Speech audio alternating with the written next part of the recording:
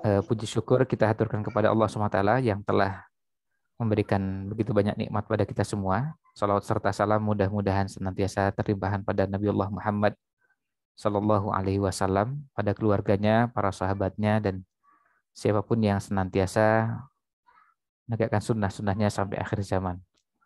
Pada kesempatan di malam ini, insya Allah kita akan melanjutkan kembali bahasan kita dari buku Kaifa Amalahum Sallallahu Alaihi Wasallam, bagaimana Nabi Sallallahu Alaihi Wasallam berinteraksi dengan beragam jenis manusia, dan inilah gambaran dari bentuk bagaimana Nabi Shallallahu Alaihi Wasallam berinteraksi dengan semua kalangan, dan ini adalah sisi humanisnya, sisi di mana Nabi Shallallahu Alaihi Wasallam sebagai manusia juga berinteraksi dengan beragam jenis masyarakat. Nah, pada pembahasan sebelumnya kita sudah memulai pembahasan dengan tema yang berhubungan dengan ta'amuluhu sallallahu alaihi wasallam ma'al fuqara. Interaksi Nabi sallallahu alaihi wasallam dengan orang-orang fakir. Dan pada pembahasan yang lalu, kalau di pembahasan bagian pertama di bab ini, kita sudah mengawali pembahasan bagaimana Nabi sallallahu alaihi wasallam memberikan perhatian yang sangat besar pada orang-orang yang membutuhkan. Ada orang-orang yang punya kebutuhan-kebutuhan asasi. Ada hajat yang memang harus dipenuhi. Orang-orang yang kebutuhan dasarnya harus dipenuhi sesuai dengan kadar yang layak. Dan mereka biasa kita kenal dengan istilah fakir dan miskin. Kemudian pembahasan itu diawali dengan bagaimana Nabi SAW memberikan kelebihan hartanya kepada fakir dan miskin. Kemudian juga beliau tersentuh ketika menyaksikan ada orang yang membutuhkan, dan beliau terlihat empatinya. Terlihat empati beliau ketika melihat ada orang-orang yang membutuhkan seperti itu. Nah, kemudian Nabi Shallallahu Alaihi Wasallam juga, dan ini pada pembahasan masih di pertemuan yang lalu, beliau menjelaskan bagaimana bersedekah itu sampai meskipun hanya cuma sepotong kurma atau satu bagian kecil dari kurma, itu juga sudah menjadi bagian amal soleh yang dianggap sebagai sedekah. Meskipun walau bisik kita merutin, meskipun hanya sepotong bagian dari kurma. Kemudian ada kisah-kisah yang juga sempat dibahas pada pertemuan sebelumnya, diantaranya ketika ada orang yang membutuhkan datang masuk ke dalam masjid, kemudian terlihat sangat membutuhkan. Lalu ada salah seorang di antara orang Ansor yang membawa barang yang makanan, pakaian dalam jumlah yang banyak, sampai kewalahan dan merasa payah untuk mengangkatnya. Dan ketika itu disodorkan di hadapan Rasulullah Shallallahu Alaihi Wasallam, nampak wajah Nabi SAW berseri-seri, dan kemudian beliau bersabda, man sanna fil islami sunnatan hasanatan. Siapa yang memberikan teladan yang baik dalam Islam dengan sunnah hasan, dengan teladan yang baik, maka falahu ajruha wa ajru man amila biha ba'dahu min ghairi ayyang qusa min ujurihim syai'un. Maka dia akan mendapatkan pahalanya dan pahala orang yang mengamalkannya tanpa mengurangi pahala mereka sedikit pun. Jadi ini juga sekaligus menunjukkan pada kita bahwa bersedekah dengan terbuka, terang-terangan di depan orang, nampak terlihat, ini juga bagian dari amal yang dibenarkan, amal yang dibolehkan. Nah, kemudian pada bahasan berikutnya, Nabi Shallallahu Alaihi Wasallam juga ketika melihat ada orang-orang fakir atau miskin yang membutuhkan, Nabi SAW mencoba untuk mengukur kira-kira kebutuhan mereka itu seberapa. Karena seperti yang barusan ditanyakan dalam sesi tanya jawab tadi, bahwa bisa jadi ukuran atau kadar kebutuhan itu berbeda-beda dan berubah-ubah. Bahkan dalam satu negara bisa jadi berbeda-beda. Jogja dengan Jakarta misalnya, standar hidupnya berbeda, dan itu berarti dikembalikan pada kondisi yang memang layak di tempat itu. Maka kalau kemudian kita menggunakan acuan, apa yang ada di wilayah tersebut ini dibenarkan. Tetapi yang kemudian kita cermati adalah bagaimana Nabi SAW begitu perhatiannya, dan sampai bisa mengetahui ada sahabat-sahabat yang membutuhkan, sahabat-sahabat yang punya hajat, sahabat-sahabat yang punya hajat, dan kemudian beliau mencoba menjamu mereka, memberi pada mereka apa yang bisa beliau berikan. Pada kisah Abu Hurairah radhiyallahu an, Nabi SAW mempersilahkan Abu Hurairah untuk makan, untuk minum dari susu yang disediakan, dan itu dipersilahkan sampai kenyang. Dan kepekaan Nabi SAW ini menunjukkan pada kita bagaimana perhatian beliau kepada para sahabat yang masuk kategori fakir dan miskin. Selain juga menunjukkan dermawannya Rasulullah Shallallahu Alaihi Wasallam. Nah, itu bahasan yang terakhir yang kita bahas pada pertemuan sebelumnya. Kalau di buku aslinya sampai dengan halaman 307. Nah, sub bahasan berikutnya, ini bahasan baru pada tema yang berhubungan dengan interaksi Nabi Shallallahu Alaihi Wasallam dengan fakir miskin adalah wa kadzalika kana Nabi Shallallahu Alaihi Wasallam yuqassimu haula'il fuqara'i bain ashabihi liyut'imuhum. Rasulullah Shallallahu Alaihi Wasallam membagi-bagi orang-orang fakir, orang-orang miskin kepada para sahabat. Dibagi-bagi supaya apa? Supaya diberi makan. Supaya diberi makan. Nah, ini dilakukan oleh Nabi SAW karena apa? Karena bisa jadi keterbatasan. Tidak semuanya bisa dipenuhi oleh 1-2 orang. Maka dibagi. Dan ini salah satu cara atau salah satu solusi untuk membantu fakir miskin. Imam Ibnu Sirin rahimahullah ta'ala mengatakan, jika sore hari tiba, Rasulullah SAW membagi-bagi ahlus suffah kepada para sahabat. Sehingga seorang sahabat pergi bersama seorang yang lain, seorang sahabat mengajak 2 orang, ada yang mengajak 3 orang, dan begitu seterusnya sampai ada yang mengajak 10 orang. Jadi dibagi-bagi ke beberapa orang, dan masing-masing sesuai dengan kemampuannya. Ada yang mampu mengajak 1 orang, ada yang mampu mengajak 2 orang, 3 orang, sampai dengan mengajak 10 orang. Tapi sampai akhirnya semuanya tercukupi dan kemudian semuanya bisa makan. Imam Hasan al-Basri rahimahullah ta'ala mengatakan, Rasulullah SAW mengajak orang yang tersisa di antara mereka ke rumah beliau, lalu memberi makanan apapun yang beliau punya.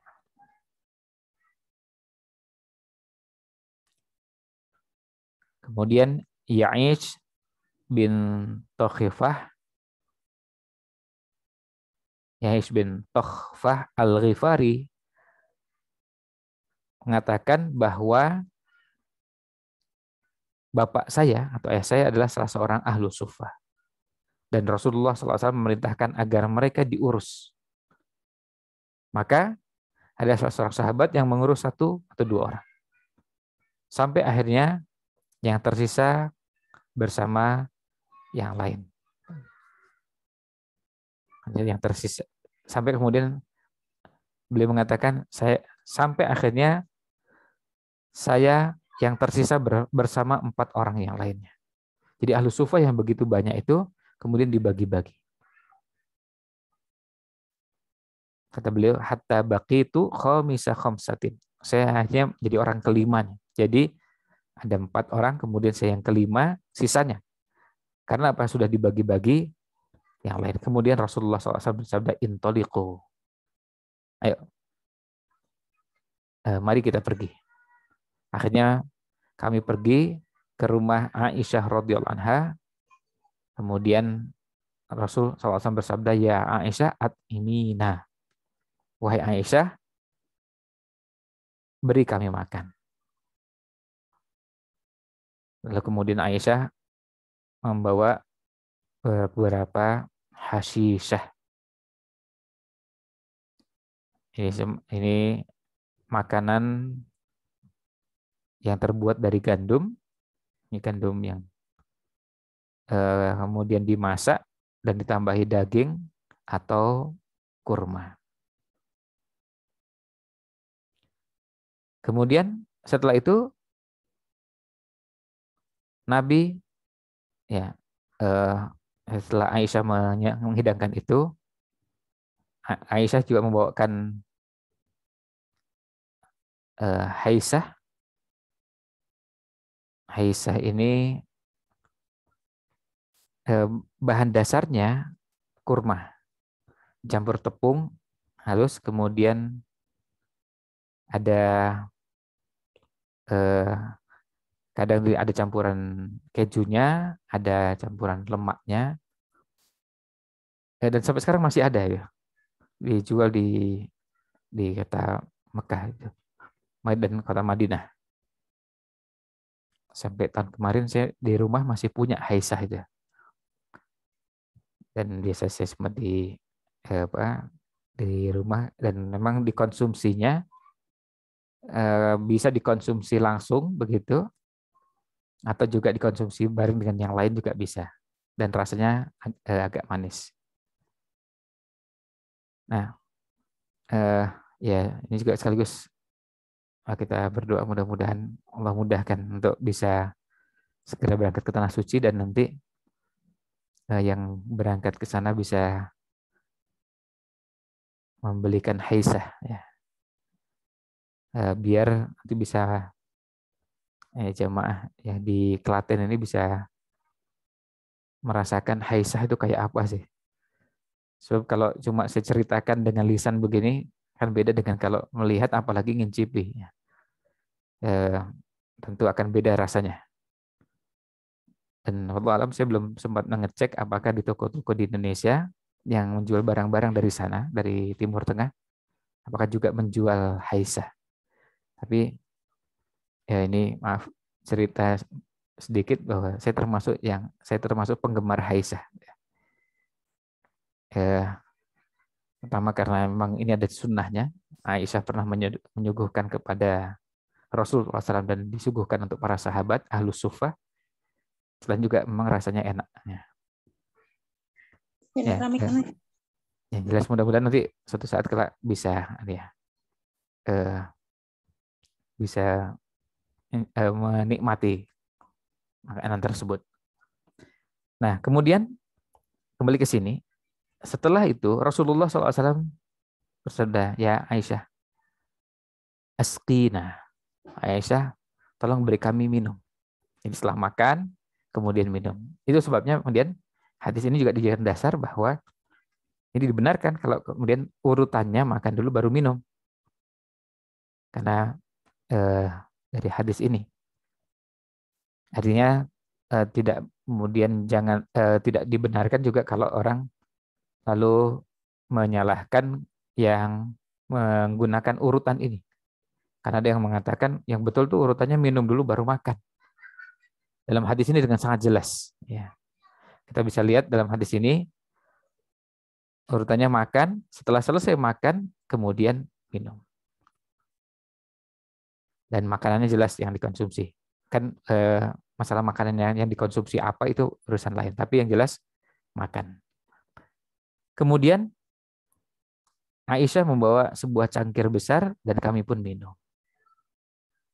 Lalu dia membawa cangkir kecil isi susu dan kami juga minum lagi. Nah, ini juga sekaligus menunjukkan bolehnya mengkonsumsi minuman lebih dari satu jenis. Yang jadi masalah adalah kalau berlebihannya. Sebentar kalau ini minum sedikit, ya dalam batas yang wajar, tidak masalah. Seperti kalau misalnya kita kadang-kadang bertamu, lalu tuan rumah menyuguhkan hidangan 2 jenis minuman, dan dua-duanya kita konsumsi. Kalau kita lihat bahwa minuman yang disuguhkan tidak terlalu banyak dan kita rasa cukup untuk bisa kita konsumsi, ya kita konsumsi, kita minum. Apalagi juga dengan niatan untuk menggembirakan tuan rumahnya. Namun kemudian setelah itu fakulna la bal nantoliku ilal masjid. Sebelum itu, kemudian Rasulullah SAW bersabda, in syi'tum bittum wa in syi'tum intolaktum ilal masjid. Nabi SAW menyatakan, kalau kalian mau menginap, silahkan menginap. Tapi kalau kalian mau kembali ke masjid, silahkan kembali ke masjid. Maka fakulna, kemudian kata para sahabat, la bal nantoliku ilal masjid. Ya, biar kami pulang ke masjid saja. Jadi bisa kita lihat ya, luar biasanya Rasulullah SAW. Beliau bukan hanya sekedar mempersilahkan makan, minum, sampai kemudian dipersilahkan kalau mau nginep silakan. Dan ya maaf, Nabi SAW ketika menawarkan itu tidak seperti sebagian kita. Kadang-kadang menawarkan itu basa-basi. Monggo, ya mampir. Tapi sebetulnya kalau betul-betul mampir ya kita juga mikir ini mampir benar-benar diterima atau sebetulnya keberatan dengan kehadiran orang yang akan betul-betul mampir ini. Nah, Nabi Shallallahu Alaihi Wasallam ketika itu menawarkannya bukan basa-basi. Artinya kalau mereka betul-betul mau menginap, Nabi SAW juga akan mempersilahkan mereka untuk menginap dan akan disiapkan. Tapi mereka memilih untuk kembali ke masjid. Nah, dari sini kita bisa lihat bagaimana sahabat yang fakir, sahabat yang miskin difasilitasi oleh Rasulullah SAW. Makan, minum, tempat tinggal. Betul mereka berkebutuhan, perlu disantuni, iya. Dan Nabi SAW memberikan perhatian pada mereka. Dan beliau juga sekaligus memotivasi para sahabatnya. Apa bentuk motivasinya? Nah ini pada bahasan berikutnya.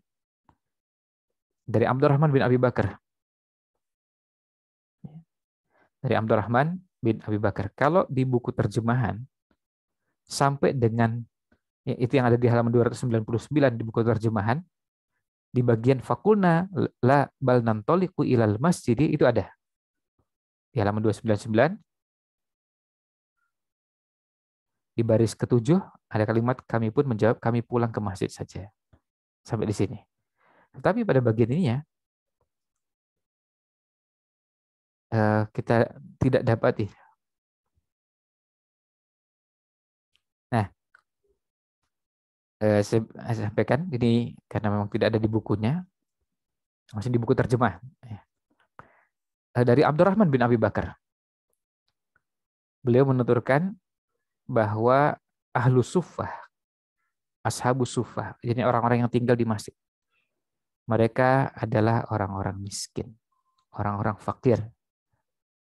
Dan Rasulullah SAW pernah satu ketika bersabda, siapapun yang punya kecukupan makanan untuk 2 orang, dapat membawa 3 orang. Ya. Bisa membawa yang ketiga. Siapa yang punya makanan untuk 4 orang, bisa membawa orang yang kelima. Artinya, kita ini hidup, ya, di dalam kondisi yang kita memang harus berbagi. Dan kemudian kalau kita makan untuk 3 orang, sebetulnya kalau kita mau berhemat sedikit atau mau berbagi, ya cukup untuk 4 orang. Demikian pula kalau makan untuk 4 orang, sebetulnya bisa cukup untuk 5 orang.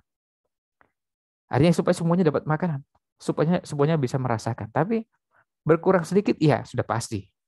Artinya jatah 4 orang terus dipakai untuk 5 orang kan berarti masing-masing terkurangi. Tapi terkurangi sedikit. Sama seperti kalau kita sekarang makan di rumah kita masing-masing. Anggota keluarga kita misalnya 5 orang. Dan sudah disiapkan makan untuk 5 orang. Seandainya ada tamu 1 orang ikut makan bersama kita, apakah semuanya jadi nggak bisa makan? Enggak. Ya terkurangi sedikit biasa. Nah semangat inilah yang sebetulnya dimiliki oleh generasi sahabat radhiyallahu anhu. Ada yang menarik terkait dengan hal ini.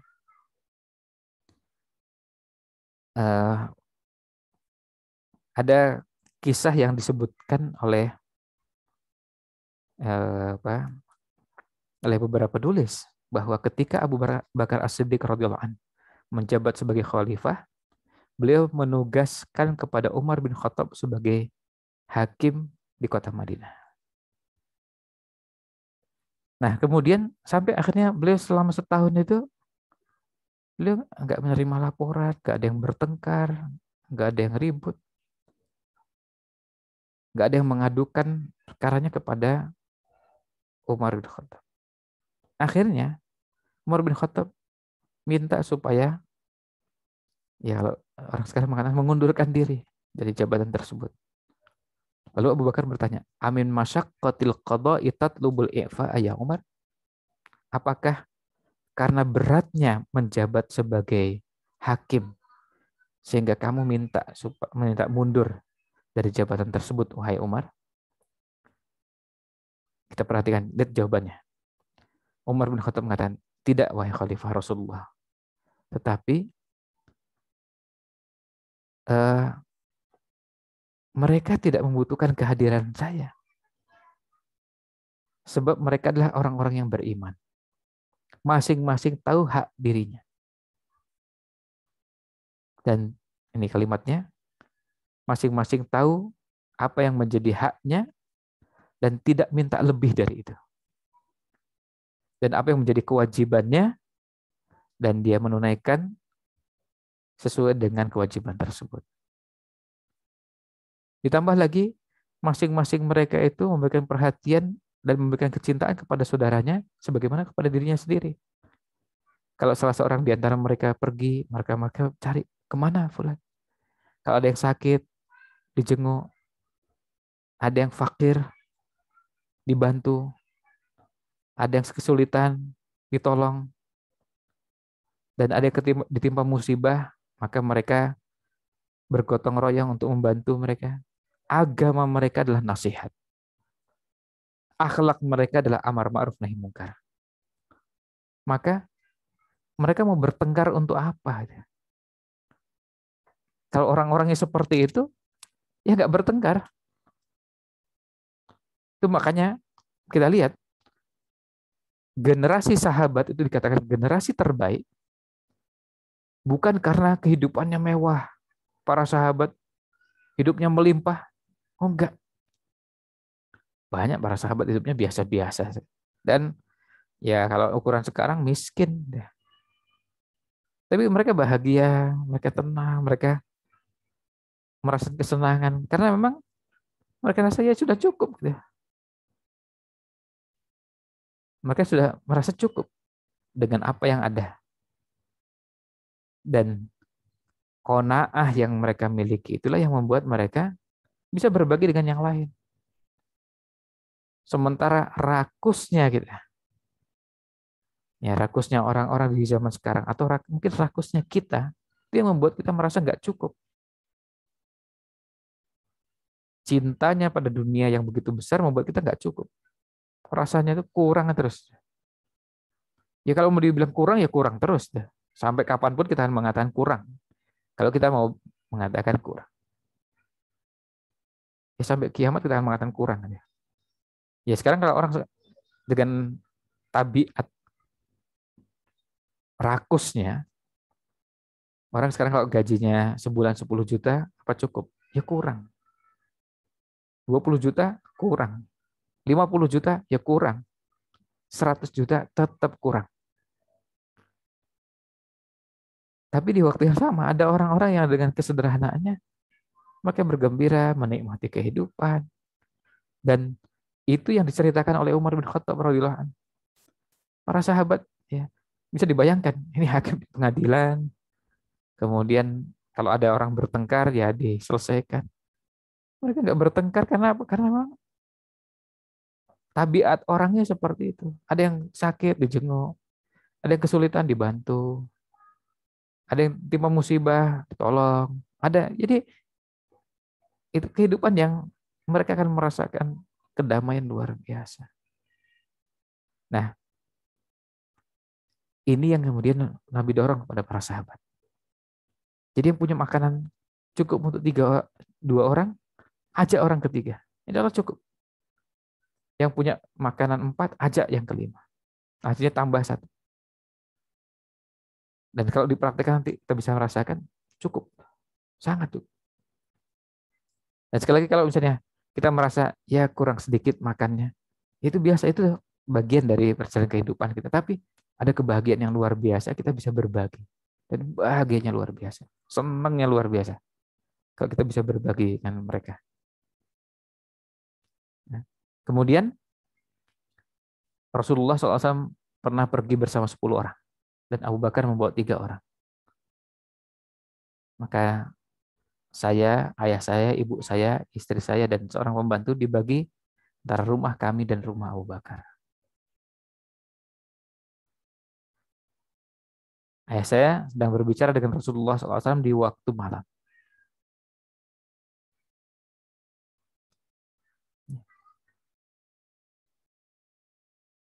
Lalu pergi dan mengatakan, ya Abdurrahman, sajikan makanan dan jamulah tamu-tamu kita sebelum saya datang. Ketika itu malam hari kami sajikan makanan, namun mereka menolak untuk makan karena mengatakan kami tidak akan makan sampai kepala rumah tangga ini ada di sini dan makan bersama kami.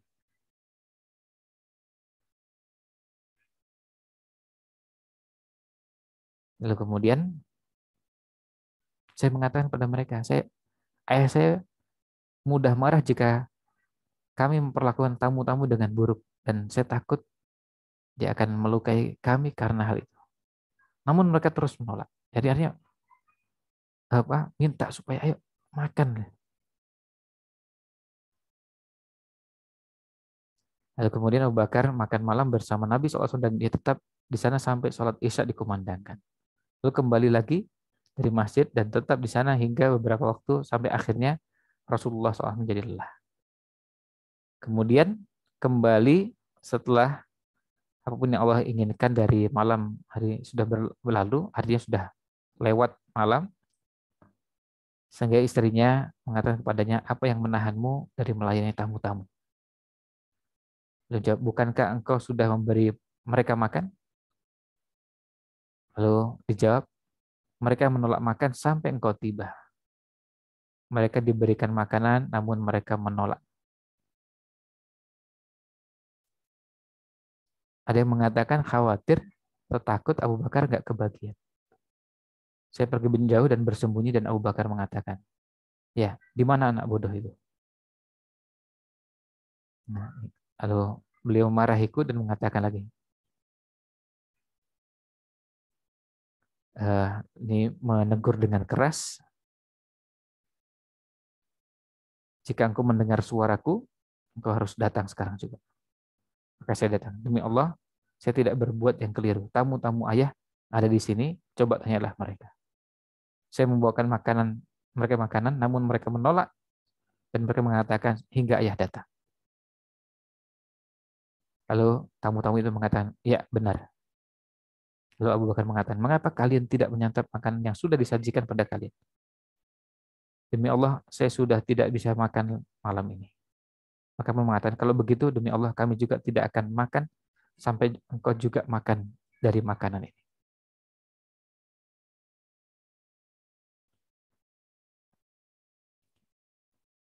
Kemudian Abu Bakar mengatakan, sumpah yang kulakukan tadi berasal dari iblis. Kemudian yang menyuruh makanan disiapkan dan mengatakan bismillah, lalu makan, demikian pula para tamunya makan.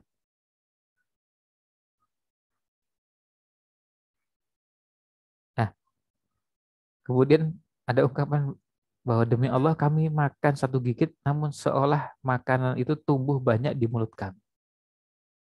Setelah kami mengunyahnya, ini terus terjadi hingga kami semua menjadi kenyang. Nah, Abu Bakar waktu itu melihat di meja dan terlihat jika makanan itu masih sama dan bahkan bertambah lebih banyak. Beliau mengatakan pada istrinya, apa ini? Beliau menjawab, tidak ada. Di mataku makanan itu sudah bertambah 3 kali lipat daripada sebelumnya. Jadi ini kan apa mengherankan. Lalu kemudian Abu Bakar membawa makanan tersebut kepada Rasulullah SAW dan di pagi hari kondisinya ternyata masih sama. Lalu beliau mengatakan, ya Rasulullah, mereka memegang teguh sumpah mereka, namun saya mematahkan sumpahku sendiri. Lalu Rasulullah SAW bersabda, sebaliknya, engkaulah yang paling teguh ketimbang mereka dan engkau yang paling baik di antara mereka. Nah, intinya dalam kisah ini kita bisa lihat bagaimana Nabi SAW memotivasi para sahabat juga untuk memberi makan kepada orang-orang yang membutuhkan. Dan ini juga menjadi tuntunan bagaimana kita melakukan isar, mendahulukan yang fakir makan sampai kenyang, baru diri kita sendiri. Ya, baru kita sendiri. Nah, ini menguatkan apa yang sudah disampaikan di atas tadi, bahwa Nabi SAW menganjurkan agar orang-orang fakir dan miskin yang membutuhkan dibantu. Ya, dibantu dan dibagi-bagi. Satu orang fakir bisa di satu orang, atau 2 orang fakir ditanggung 1 orang, atau berapapun, sehingga semuanya mendapatkan bagian. Dan bukan cuma beliau melakukan, tapi beliau juga mengajak para sahabat, dan itu yang juga dipraktekkan oleh para sahabat seperti Abu Bakar As-Siddiq radhiyallahu an, dan itu juga dilakukan oleh para sahabat-sahabat yang lain. Nah, ini interaksi Nabi Shallallahu Alaihi Wasallam dengan para sahabatnya yang masuk kategori fakir dan miskin. Mudah-mudahan ulasan yang ada ini bermanfaat. Mohon maaf jika ada yang kurang berkenan. Wallahu a'lam. Sallallahu alaihi wasallam ala Nabi Muhammad wa ala alihi wa sahbihi ajma'in.